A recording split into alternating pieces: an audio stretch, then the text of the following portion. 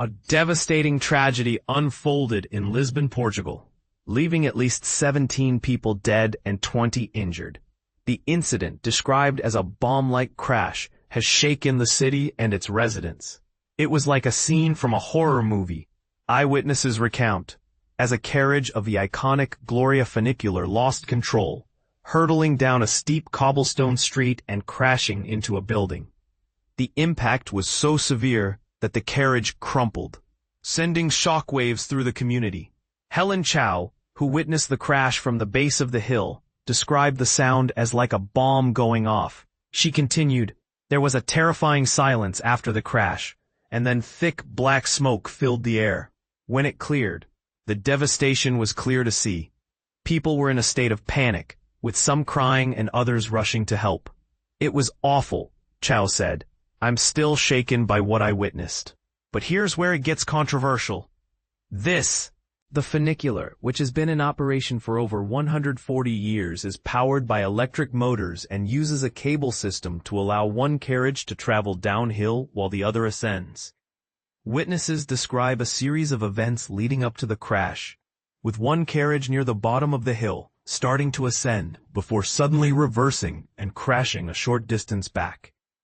Just a minute before the crash, Chow heard a loud screeching noise. She saw the bottom carriage fall back past the usual stopping point and come to a sudden halt at the end of the tracks. A passenger on that carriage reported a big bang and black smoke. After the carriage only managed to ascend a few meters, people fell to the ground, and the screams inside were terrifying, the passenger recounted. Chow also saw black debris and heard the desperate screams of those inside as the driver rushed to open the gates. "People were jumping out of the window of that tram," she said. "And then, right in front of my eyes, the other carriage crashed into the building next to a Subway restaurant."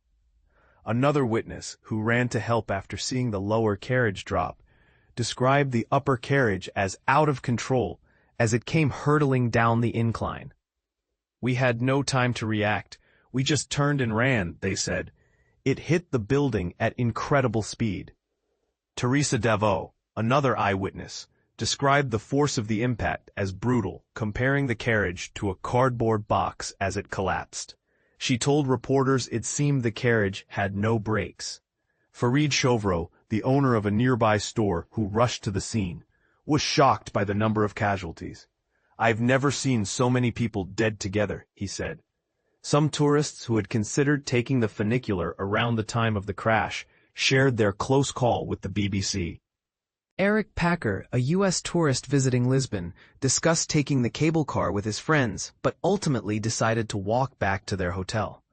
As they walked, they heard a loud crash at 1802, just a minute after taking photos of the funicular at 1800 and 1801. "We turned around and saw dust coming out of the alley behind us," Packer said. "At first, we thought it was the train at the bottom that had fallen. But then we realized the magnitude of what had happened when we saw the other train above it." Packer's photograph shows the mangled remains of the yellow and white train on the corner of a narrow alley, with the other train at the bottom of the hill. "People were rushing up to help," he said. "It's a horrible tragedy, and our thoughts and prayers are with the families and survivors." The cause of the crash is still under investigation by police, and the city of Lisbon has declared a national day of mourning. This tragic event has left many questions unanswered and has sparked discussions about the safety of such historic transportation systems. What do you think could have caused this devastating crash? Share your thoughts and theories in the comments below.